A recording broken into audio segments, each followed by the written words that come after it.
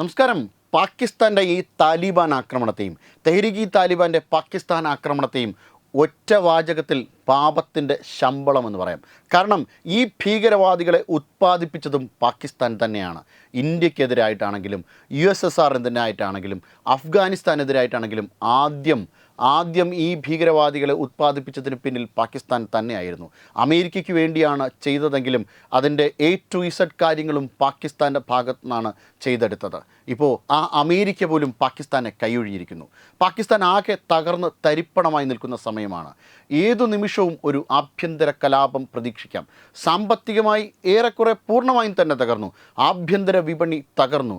ഇനി പാകിസ്ഥാന് കയറ്റുമതി ചെയ്യാമെന്ന് വിചാരിച്ചാലും പാകിസ്ഥാൻ്റെ സാധനങ്ങൾ വാങ്ങാൻ ആളില്ലാത്ത അവസ്ഥ. അല്ലെങ്കിലും പാകിസ്ഥാന് ഏറെക്കുറെ കയറ്റി അയക്കാനുള്ളത് അവിടുത്തെ മയക്കുമരുന്നാണ്, പിന്നെ ഭീകരവാദികളെയാണ്. ഈ ഭീകരവാദികളെയാണെങ്കിൽ ആരും ഇപ്പോൾ എടുക്കുന്നുമില്ല. ഇനി ഭീകരവാദികൾ തന്നെ പരസ്പരം അങ്ങോട്ടും ഇങ്ങോട്ടും തല്ലുകൂടുന്ന ഒരു സാഹചര്യം തന്നെ പാകിസ്ഥാനിലുണ്ട്.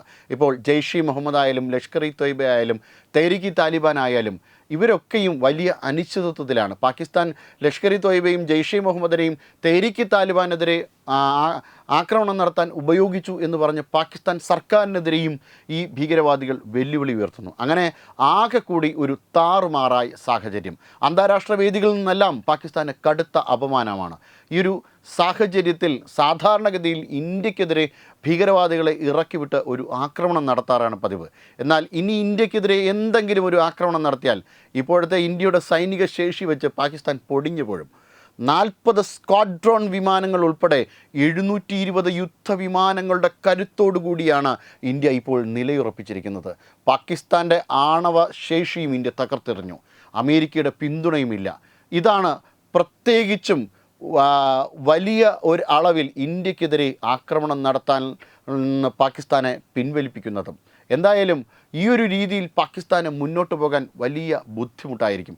അതാണ് പാകിസ്ഥാൻ ഖൈബർ പങ്ക്ത്വ റീജിയൻ തിരഞ്ഞെടുത്തതും. പഷ്തൂണിസ്ഥാൻ മേഖലയിലേക്ക് നോക്കിയാലും അഫ്ഗാനിസ്ഥാനിലും ബലൂചിസ്ഥാനിലും അടക്കം ഇന്ത്യൻ സപ്പോർട്ടേഴ്സാണുള്ളത്. അതുകൊണ്ട് തന്നെ ഈ മേഖലയിൽ ഒരു ആക്രമണം നടത്തി ഇന്ത്യക്കൊരു സൂചന കൊടുക്കാം എന്ന് ഏതെങ്കിലും തരത്തിൽ പാകിസ്ഥാൻ വിചാരിക്കുന്നുമുണ്ട്. എന്തായാലും ഇതെല്ലാം തന്നെ ആസ്ഥാനത്താണ് എന്നുള്ളതാണ് ഏറ്റവും പ്രധാനപ്പെട്ട ഒരു സവിശേഷത. സത്യത്തിൽ ഇതിന് മറ്റൊരു മാനവും കൂടിയുണ്ട്. ചരിത്രപരമായ ഒരു പശ്ചാത്തലമുണ്ട്. നേരത്തെ സൂചിപ്പിച്ചിരുന്നു. 1980കളിൽ അഫ്ഗാനിസ്ഥാനിലെ മുഹമ്മദ് സാഹിർ ഷാ എന്ന സോവിയറ്റ് അനുകൂല രാജാവിനെ അവിടെ നിന്ന് നിഷ്കാസനം ചെയ്യണം, അവിടുന്ന് പുറത്താക്കണം.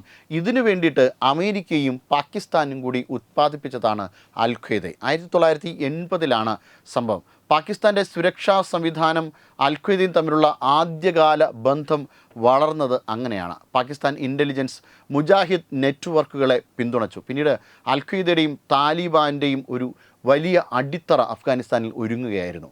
മുഹമ്മദ് സാഹിർ ഷാ എന്ന അഫ്ഗാൻ രാജാവിനെ പുറത്താക്കേണ്ടത് അമേരിക്കയുടെയും കൂടി ആവശ്യമായിരുന്നു. പക്ഷേ ഇതിന് ഏറ്റവും കൂടുതൽ പ്രയത്നം നടത്തിയത് പാകിസ്ഥാനായിരുന്നു. അതിനു വേണ്ടിയിട്ടാണ് പാകിസ്ഥാനെ അവർ ഒപ്പം കൂട്ടിയതും. പക്ഷേ പാകിസ്ഥാനും അമേരിക്കയും ചേർന്ന് വെള്ളവും വളവും നൽകിയ ഈ ഭീകരവാദ പ്രസ്ഥാനമായ അൽ ഖ്വയ്ദ ആദ്യമായി അമേരിക്കയ്ക്കെതിരെ ഒരു ആക്രമണത്തിന് പദ്ധതിയിടുന്നു. അത് വിജയകരമായി പൂർത്തിയാക്കുന്നു. അതാണ് 9/11 അറ്റാക്ക്. അമേരിക്കയുടെ വേൾഡ് ട്രേഡ് സെൻറ്ററിന് നേരെയുള്ള ആക്രമണം. 2001 അൽ ഖ്വയ്ദ നടത്തിയ ഈ ആക്രമണത്തിന് ശേഷം അമേരിക്ക അഫ്ഗാനിസ്ഥാനെതിരെ യുദ്ധം പ്രഖ്യാപിച്ചു. അഫ്ഗാനിസ്ഥാനിലെ ഭീകരവാദ ക്യാമ്പുകളെ ഒഴിപ്പിക്കുവാൻ വേണ്ടിയിട്ട് അമേരിക്ക കച്ച കെട്ടിയിറങ്ങി. പാകിസ്ഥാനും അമേരിക്കയ്ക്ക് ഒപ്പം കൂടി. അങ്ങനെ അൽ ഖ്വയ്ദയ്ക്കെതിരെ പാകിസ്ഥാനും കൂടി ആക്രമണം നടത്തി. പാകിസ്ഥാൻ ജെയ്ഷെ മുഹമ്മദ്, ലഷ്കർ-ഇ തൊയ്ബ ഭീകരരെ ഒപ്പം കൂട്ടി. എന്നാൽ അൽ ഖ്വയ്ദയെ ഒരല്പം മാറ്റി നിർത്തി.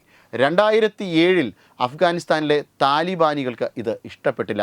അവർ പാകിസ്ഥാനെതിരെ ആക്രമണം നടത്താൻ പുതിയൊരു സംഘടന രൂപീകരിച്ചു. അതാണ് തെഹ്രീക്ക് താലിബാൻ. അൽ ഖ്വയ്ദയും ഇവർക്ക് പിന്തുണ കൊടുത്തിരുന്നു. എന്നാൽ അൽ ഖ്വയ്ദയെ പൂർണ്ണമായും പാകിസ്ഥാൻ അപ്പോൾ പോലും എതിർത്തിരുന്നില്ല. കാരണം അൽ ഖ്വയ്ദയുടെ ഏറ്റവും പ്രധാനപ്പെട്ട നേതാവ്, ഇന്നും അൽ ഖ്വയ്ദയുടെ ദൈവം എന്നൊക്കെ പറയാൻ പറ്റുന്ന ഒസാമ ബിൻ ലാദന് ഒളിത്താവളം ഒരുക്കിയതും പാകിസ്ഥാനായിരുന്നു. പാകിസ്ഥാൻ്റെ സൈനിക താവളത്തിന് തൊട്ടടുത്തായിരുന്നു ഒസാമ ബിൻ ലാദനെ കൊണ്ടുവന്ന് പാർപ്പിച്ചിരുന്നതും.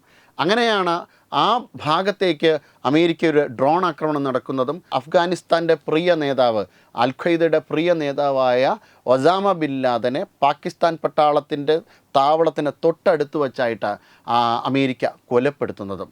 ഇങ്ങനെ പാകിസ്ഥാൻ ഇരുതല മൂർച്ചയുള്ള ഒരു വാളായിട്ട് ആ സമയങ്ങളിലൊക്കെയും മാറിയിരുന്നു. അപ്പോഴൊക്കെയും അമേരിക്ക പാകിസ്ഥാനെ അങ്ങനെ പൂർണ്ണമായും തള്ളിക്കളഞ്ഞില്ല. എന്നാൽ ഇന്ത്യൻ ആക്രമണം പാകിസ്ഥാൻ്റെ നട്ടലൊടിച്ചു, പാകിസ്ഥാൻ്റെ അണ്വായുധ കേന്ദ്രം ഉൾപ്പെടെ തകർത്തു കളഞ്ഞ പശ്ചാത്തലത്തിലാണ് അമേരിക്ക പോലും പാകിസ്ഥാനെ കൈയൊഴിഞ്ഞത്.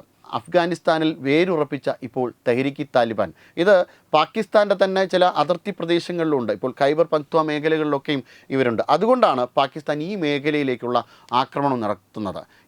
ഇവരുടെ ഏറ്റവും പ്രധാനപ്പെട്ട ലക്ഷ്യവും പാകിസ്ഥാനിൽ ഒരു ഇസ്ലാമിക ഭരണകൂടം, ഒരു താലിബാൻ ഭരണകൂടം സ്ഥാപിക്കുക എന്നതാണ്. പാകിസ്ഥാൻ അതിർത്തി പ്രദേശങ്ങളിലും അഫ്ഗാനിസ്ഥാനിലുമൊക്കെയാണ് ഇവർ വ്യാപിച്ചു കിടക്കുന്നത്. നിരന്തരം പാകിസ്ഥാനെതിരെ ഇവർ ഈ മേഖലയിൽ നിന്ന് ആക്രമണം നടത്തി വരുന്നു. പാകിസ്ഥാനിൽ 2 തരം ഭീകരവാദികളാണ് ഉണ്ടായിരുന്നത്. ഒന്ന്, ഇന്ത്യയൊക്കെ ആക്രമിക്കുന്ന നല്ല ഭീകരവാദികളും പാകിസ്ഥാനെ ആക്രമിക്കുന്ന മോശം ഭീകരവാദികളും. ഇപ്പോൾ ഈ മോശം ഭീകരവാദികളുടെ സ്ഥാനത്താണ് തെഹ്രീക്ക് താലിബാൻ ഉള്ളത്. ഇനി നിലവിലിരിക്കുന്ന പാകിസ്ഥാനിലെ ഭീകരവാദ സംഘടനകളുടെ കൂടി നട്ടെല്ല് ഇന്ത്യ ഒടിച്ചിട്ടുണ്ട്. പാകിസ്ഥാൻ ഇനി ഇന്ത്യക്കെതിരെ ഒരു ആക്രമണം നടത്തിയാൽ പൂർണ്ണമായും പാകിസ്ഥാൻ നിലംപരിശാകും എന്ന ഉറപ്പാണ്. പ്രധാനമായും തെഹ്രീക്ക് താലിബാൻ ആക്രമണം നടത്തുന്നതിനും ഈ ഒരു കലാപസാധ്യത മുൻനിർത്തിയാണ്. അതായത് ഇന്ത്യക്കെതിരെ ഇനി പാകിസ്ഥാൻ ഒരു ആക്രമണം നടത്തിയാൽ പാകിസ്ഥാന് നിലനിൽക്കാൻ സാധിക്കില്ല. പക്ഷേ അഫ്ഗാനിസ്ഥാനോ അല്ലെങ്കിൽ തെഹ്രീക്ക് താലിബാനെതിരെ ഒരു ആക്രമണം നടത്തി തൽക്കാലമെങ്കിലും അവിടുത്തെ ഭീകരവാദികളെയും അവിടുത്തെ മതനേതൃത്വത്തെയും ഒപ്പം കൂട്ടാം എന്ന ഒരു ചിന്തയാണ് ഇപ്പോൾ പാകിസ്ഥാനുള്ളത്. എന്തായാലും ഇത്തരം ചിന്തകൾക്കൊന്നും പ്രത്യേകിച്ച് വലിയ അടിസ്ഥാനമൊന്നുമില്ല. പാകിസ്ഥാൻ നിരന്തരം ഇനിയും ആക്രമണങ്ങൾക്ക് ഒരു വിളഭൂമിയായി മാറുക തന്നെ ചെയ്യും. പാകിസ്ഥാൻ്റെ കർമ്മത്തിൻ്റെ പ്രതിഫലനം തന്നെയാണ് ഇത്. ഇന്ത്യക്കെതിരെ ആക്രമണം നടത്തിയാൽ പാകിസ്ഥാൻ ചുട്ടുകരിക്കപ്പെടും. ഇനി അങ്ങോട്ട് ചെന്ന് ആക്രമണം നടത്തിയാലോ, ഇനി ഭീകരവാദികളെ ആക്രമണം നടത്തിയാലോ ഈ ഭീകരവാദികൾ തന്നെ തിരിച്ചടിക്കുന്ന ഒരു സാഹചര്യമുണ്ടാകും. അങ്ങനെ പാകിസ്ഥാൻ എല്ലാം തകർന്ന ഒരു അവസ്ഥയിൽ തന്നെയാണ്. ഇന്ത്യക്കെതിരെ ആക്രമിച്ച ഒന്നിന് 10 തിരിച്ചു കിട്ടുന്ന ഒരു അവസ്ഥ തന്നെയാണ് ഇത്. ഈ ഒരു അവസ്ഥയായിരുന്നില്ല നേരത്തെ കോൺഗ്രസ് ഭരിച്ചിരുന്ന സമയത്ത്. ഇന്ത്യക്കെതിരെ നിരന്തരം ആക്രമണം നടത്താമായിരുന്നു. ഇന്ത്യക്കെതിരെ എന്തു വേണമോ ചെയ്യാൻ പറ്റുന്ന ഒരു അവസ്ഥയുണ്ടായിരുന്നു. ഇപ്പോൾ സ്ഥിതി മാറി. അഫ്ഗാനിസ്ഥാൻ പോലും ഇന്ത്യക്കൊപ്പമാണ്, പഷ്തൂണിസ്ഥാൻ ഇന്ത്യക്കൊപ്പമാണ്. അതുകൊണ്ട് തന്നെയാണ് ഈ മേഖലകളിലൊക്കെയും പാകിസ്ഥാൻ ടാർഗറ്റ് ചെയ്യുന്നത്. പക്ഷേ അതുപോലും പാകിസ്ഥാൻ്റെ അന്ത്യത്തിന് മാത്രമേ ഉപകരിക്കുകയുള്ളൂ. ഇനി ആഭ്യന്തര കലാപവും ഭീകരവാദികളുടെ ആക്രമണം മൂലം പാകിസ്ഥാൻ എന്ന രാജ്യം നിലം പരിശാകുന്ന കാഴ്ചയായിരിക്കും ലോകം കാണാൻ പോകുന്നത്. കർമ്മം അങ്ങനെ അത്ര പെട്ടെന്നൊന്നും പാകിസ്ഥാന് മാപ്പ് കൊടുക്കില്ല. പാകിസ്ഥാൻ്റെ തകർച്ചയാണ് ഇവിടെ തുടങ്ങുന്നത്. Web desk Tatvamayi news. Brought you by Kerala AIDS control society. HIV AIDS സംബന്ധമായ സംശയങ്ങൾക്ക് 1097 എന്ന 24 മണിക്കൂറും പ്രവർത്തിക്കുന്ന ടോൾ ഫ്രീ നമ്പറിലേക്ക് വിളിക്കുക. വാട്സാപ്പിലും ഫേസ്ബുക്കിലും ഒക്കെ സ്റ്റാറ്റസ് അപ്ഡേറ്റ് ചെയ്യാറുണ്ടല്ലോ. HIV സ്റ്റാറ്റസോ HIV പിടിപെടാനുള്ള സാഹചര്യങ്ങളിൽ കൂടി അറിഞ്ഞോ അറിയാതെയോ കടന്നു പോയിട്ടുണ്ടാവാം. എന്ത് തന്നെയായാലും മുൻകൂട്ടി പരിശോധിച്ച് HIV സ്റ്റാറ്റസ് അറിയൂ.